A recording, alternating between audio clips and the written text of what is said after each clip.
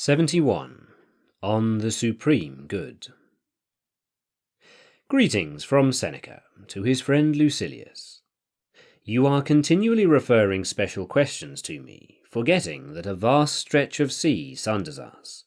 Since, however, the value of advice depends mostly on the time when it is given, it must necessarily result that by the time my opinion on certain matters reaches you, the opposite opinion is the better. For advice conforms to circumstances, and our circumstances are carried along, or rather whirled along. Accordingly, advice should be produced at short notice, and even this is too late.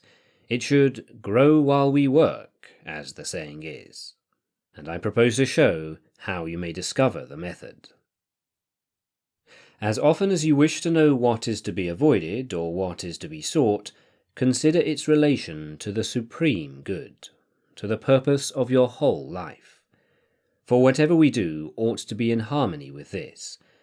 No man can set in order the details unless he has already set before himself the chief purpose of his life.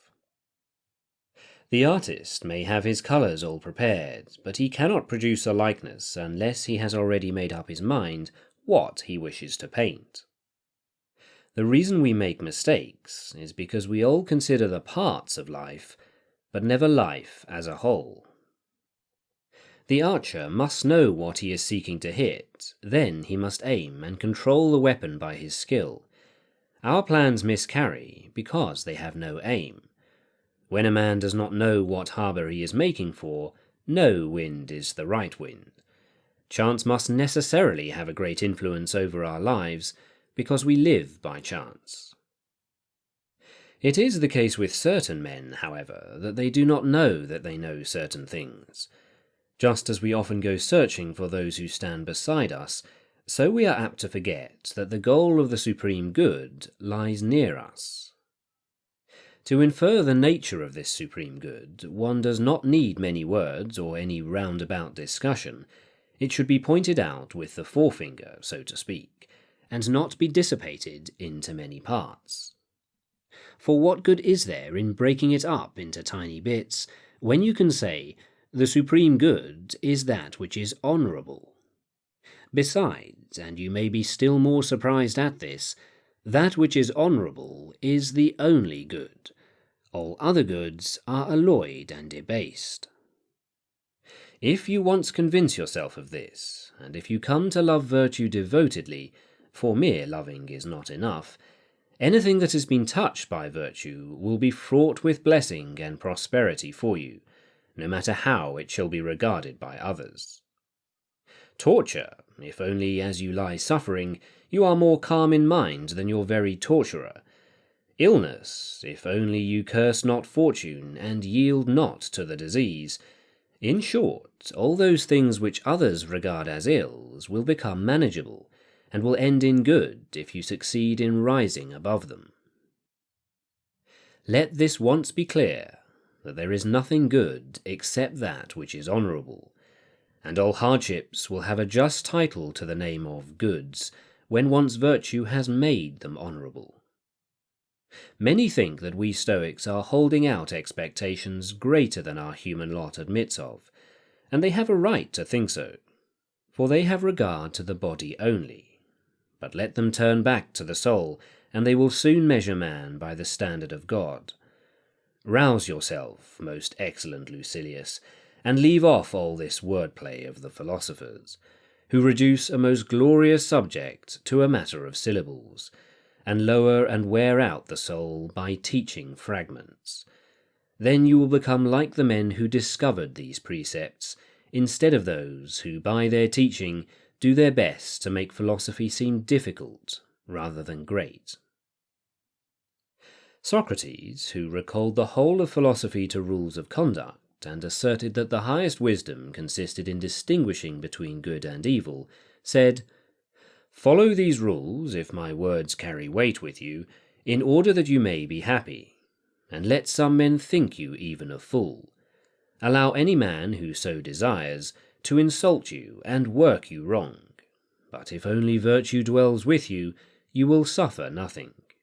If you wish to be happy, If you wish to be in good faith a good man, let one person or another despise you. No man can accomplish this unless he has come to regard all goods as equal, for the reason that no good exists without that which is honourable, and that which is honourable is in every case equal. You may say, what then? Is there no difference between Cato's being elected praetor and his failure at the polls? Or whether Cato is conquered or conqueror in the battle line of Pharsalia? And when Cato could not be defeated, though his party met defeat, was not this goodness of his equal to that which would have been his if he had returned victorious to his native land and arranged a peace? Of course it was, for it is by the same virtue that evil fortune is overcome and good fortune is controlled. Virtue, however, cannot be increased or decreased. Its stature is uniform. But, you will object, Gaius Pompey will lose his army. The patricians, those noblest patterns of the state's creation, and the front-rank men of Pompey's party, a senate under arms, will be routed in a single engagement. The ruins of that great oligarchy will be scattered all over the world. One division will fall in Egypt, another in Africa, and another in Spain, and the poor state will not be allowed even the privilege of being ruined once for all. Yes, all this may happen. Juba's familiarity with every position in his own kingdom may be of no avail to him. Of no avail the resolute bravery of his people when fighting for their king. Even the men of Utica, crushed by their troubles, may waver in their allegiance, and the good fortune which ever attended men of the name of Scipio may desert Scipio in Africa.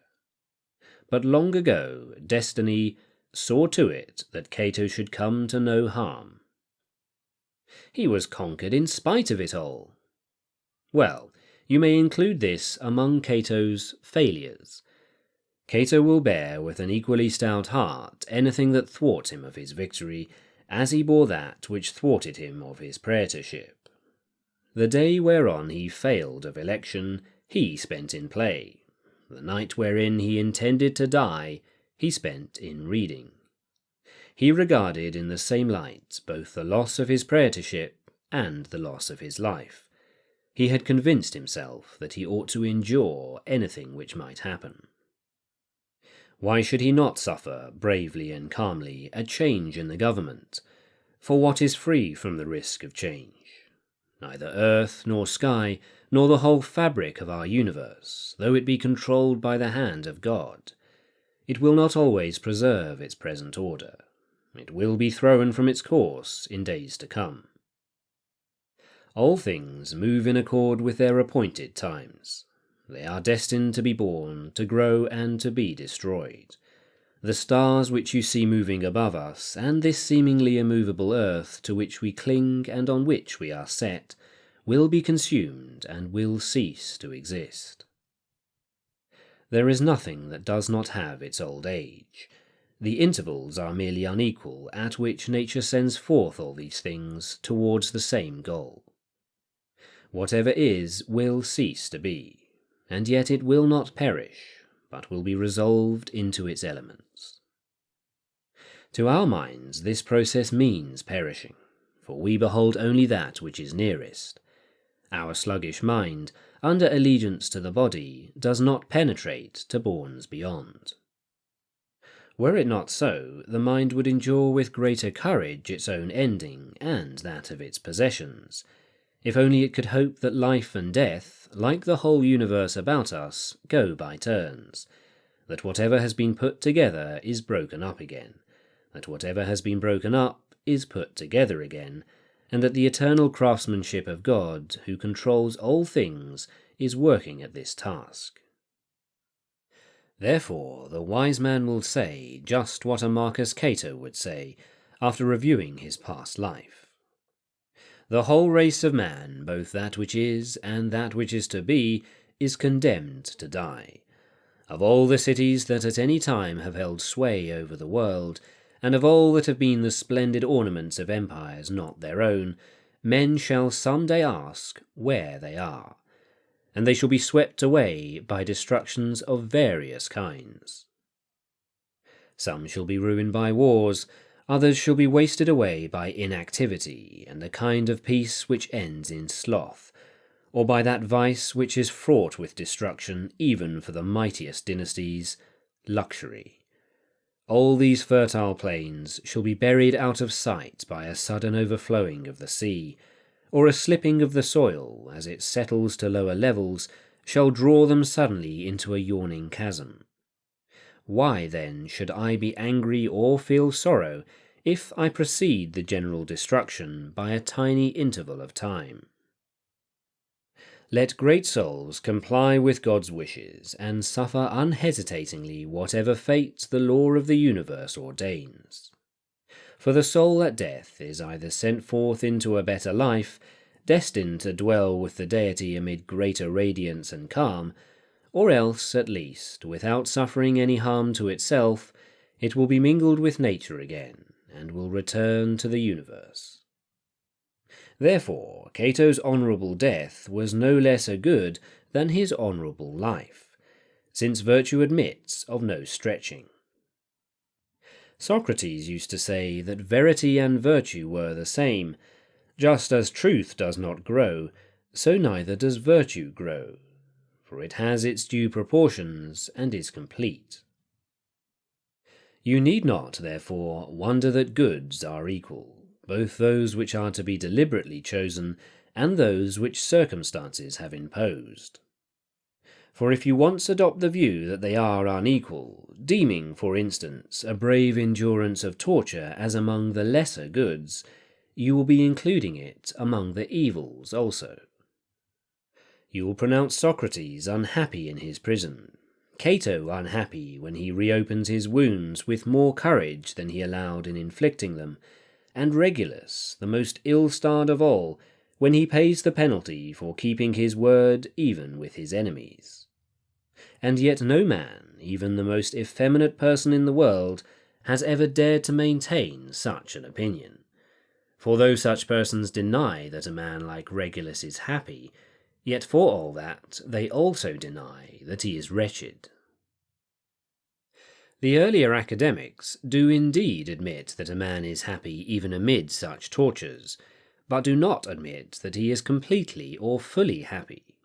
With this view we cannot in any wise agree, for unless a man is happy, he has not attained the supreme good, and the good which is supreme admits of no higher degree, if only virtue exists within this man, and if adversity does not impair his virtue, and if, though the body be injured, the virtue abides unharmed.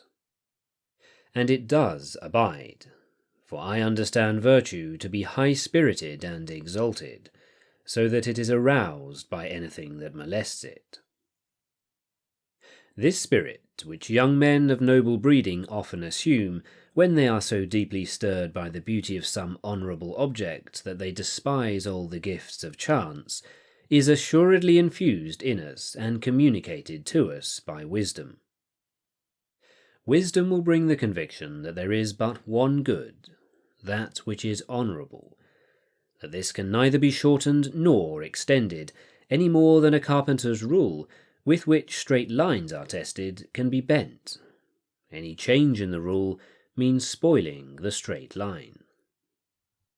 Applying, therefore, this same figure to virtue, we shall say, virtue also is straight, and admits of no bending. What can be made more tense than a thing which is already rigid? Such is virtue, which passes judgment on everything, but nothing passes judgment on virtue. And if this rule, virtue, cannot itself be made more straight, neither can the things created by virtue be in one case straighter, and in another less straight, for they must necessarily correspond to virtue, hence they are equal. What, you say, do you call reclining at a banquet and submitting yourself to torture equally good? Does this seem surprising to you? You may still be more surprised at the following: that reclining at a banquet is an evil, while reclining on the rack is a good, if the former act is done in a shameful and the latter in an honourable manner. It is not the material that makes these actions good or bad, it is the virtue. All acts in which virtue has disclosed itself are of the same measure and value.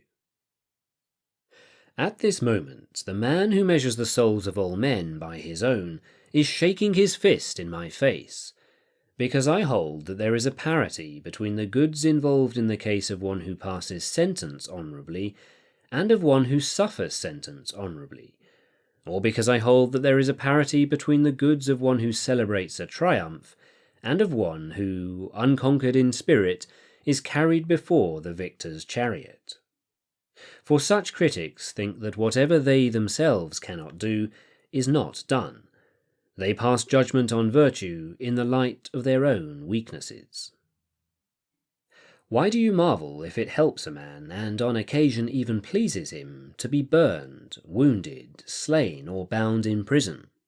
To a luxurious man, a simple life is a penalty. To a lazy man, work is punishment. The dandy pities the diligent man. To the slothful, studies are torture. Similarly, we regard those things with respect to which we are all infirm of disposition as hard and beyond endurance, forgetting what a torment it is to many men to abstain from wine or to be routed from their beds at break of day. These actions are not essentially difficult. It is we ourselves that are soft and flabby. We must pass judgment concerning great matters with greatness of soul. Otherwise, that which is really our fault will seem to be their fault. So it is that certain objects which are perfectly straight, when sunk in water, appear to the onlooker as bent or broken off. It matters not only what you see, but with what eyes you see it. Our souls are too dull of vision to perceive the truth. But give me an unspoiled and sturdy-minded young man. He will pronounce more fortunate one who sustains on unbending shoulders the whole weight of adversity, who stands out superior to fortune. It is not a cause for wonder that one is not tossed about when the weather is calm. Reserve your wonderment for cases when a man is lifted up when all others sink, and keeps his footing when all others are prostrate. What element of evil is there in torture and in the other things which we call hardships? It seems to me that there is this evil, that the mind sags and bends and collapses. But none of these things can happen to the sage. He stands erect under any load. Nothing can subdue him, nothing that must be endured annoys him, for he does not complain that he has been struck by that which can strike any man. He knows his own strength. He knows that he was born to carry burdens. I do not withdraw the wise man from the category of man, nor do I deny him the sense of pain as though he were a rock that has no feelings at all. I remember that he is made up of two parts. The one part is irrational. It is this that may be bitten, burned, or hurt. The other part is rational. It is this which holds resolutely to opinions, is courageous and unconquerable. In the latter is situated man's supreme good. Before this is completely attained, the mind wavers in uncertainty. Only when it is fully achieved is the mind fixed and steady. And so, when one has just begun, or is on one's way to the heights and is cultivating virtue, or even if one is drawing near the perfect good, but has not yet put the finishing touch upon it, one will retrograde at times, and there will be a certain slackening of mental effort. For such a man has not yet traversed the doubtful ground. He is still standing in slippery places. But the happy man, whose virtue is complete, loves himself most of all when his bravery has been submitted to the severest test, and when he not only endures, but welcomes that which other men regard with fear, if it is the price which he must pay for the performance of a duty which honour imposes. And he greatly prefers to have men say of him, "How much more noble," rather than "How much more lucky." And now I have reached the point to which your patient waiting summons me. You must not think that our human virtue transcends nature. The wise man will tremble, will feel pain, will turn pale, for all these are sensations of the body. Where then is the abode of utter distress, of that which is truly an evil? In the other part of us, no doubt, if it is the mind that these trials drag down, forced to a confession of its servitude, and cause to regret its existence. The wise man, indeed, overcomes fortune by his virtue, but many who profess wisdom are sometimes frightened by the most unsubstantial threats. And at this stage it is a mistake on our part to make the same demands upon the wise man and upon the learner. I still exhort myself to do that which I recommend, but my exhortations are not yet followed. And even if this were the case, I should not have these principles so ready for practice, or so well trained, that they would rush to my assistance in every crisis.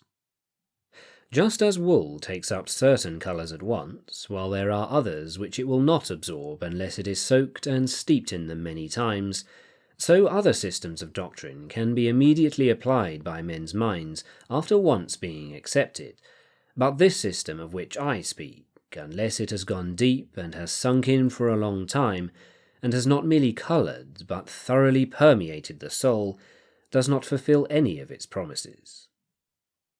The matter can be imparted quickly and in very few words.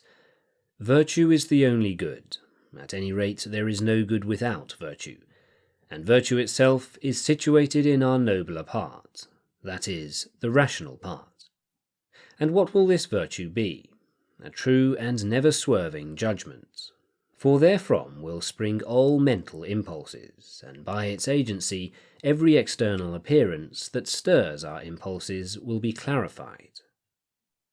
It will be in keeping with this judgment to judge all things that have been coloured by virtue as goods, and as equal goods.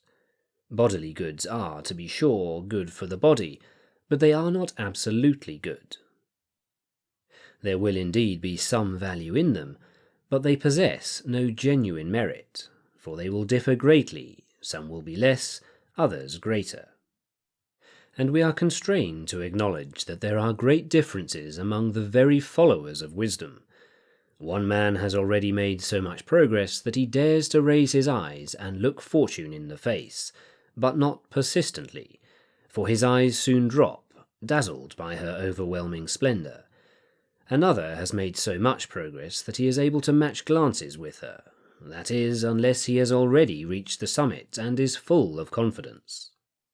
That which is short of perfection must necessarily be unsteady, at one time progressing, at another slipping or growing faint, and it will surely slip back unless it keeps struggling ahead, for if a man slackens at all in zeal and faithful application, he must retrograde. No one can resume his progress at the point where he left off. Therefore, let us press on and persevere.